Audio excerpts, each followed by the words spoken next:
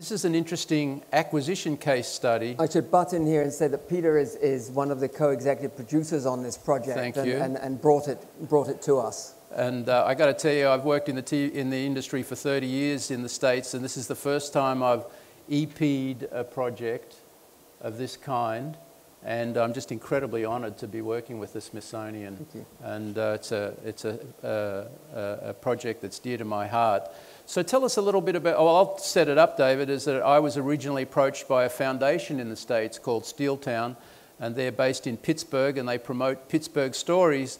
And Jonas Salk developed his anti-polio vaccine in Pittsburgh. And they developed this project as a real testament to Pittsburgh's history and vitality. And it was acquired, they produced the film, we sold it to, we licensed the international rights to Mercury Media, and Tim Spark is a great friend of ours who I recommend you connect with here. And then Tim and I came back and presented the opportunity of working with the Smithsonian. So what was your reaction and what happened next? It's an incredible story in itself, because the eradication of polio, I mean, people have forgotten just how terrible a disease that was for many people, and how it struck children on a massive scale.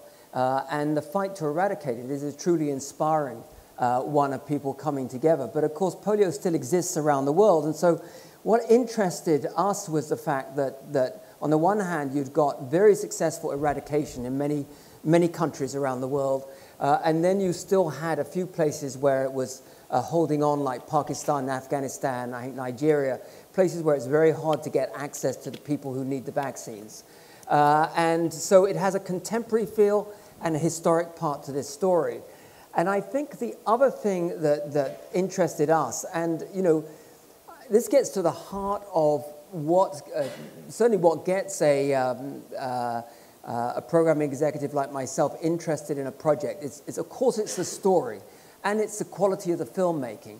But it's also, if you bring something else to the table, that can make a difference. And in this case, what Peter and Tim Sparks at Mercury Media had is they had interest also from Bill Gates and the Bill Gates Foundation.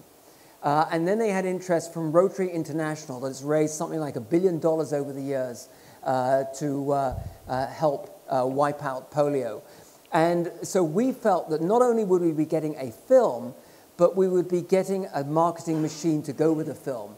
And as a small channel, if you have a program that's going to break through and create a buzz and create awareness and create noise, and indeed get behind an issue that's really important, that has real value to us.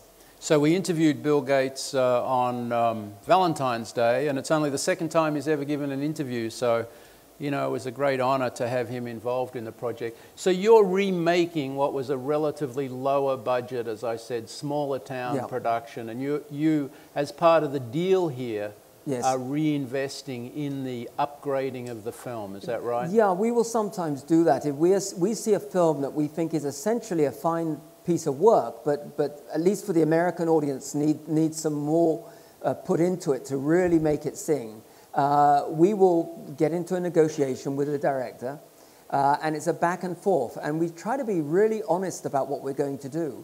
And we say, look, if we're going to take your film and rework it, you do have to understand we're going to have editorial control because it has to work for our network. But we will collaborate with you, and we will work very hard not to go against the intention of what you were trying to do with this film. And indeed, what the filmmaker may have done with the film may work brilliantly for the market, the country that they're operating in. It may just not be quite right for what we want. And indeed, as I say, we may want to put more resources into it. And we'll say to them, if we do that, you know, you've got to accept this going in. It can't be a battle. It has to be a collaboration. And if you don't want to have that collaboration, don't join with us on it. And we've found that works very well. You know, if you're honest up front and you confront the issues at the very beginning, it's like any other relationship, it really can work extremely well. And we've done that with several projects. We did one recently with a German production company, and we're very pleased with the results. So Steeltown is, just for the record, extremely happy with this relationship, and what Steeltown and Mercury Media are getting is a substantially upgraded film to take out to the international market. So it's a fascinating case study. Thanks, David.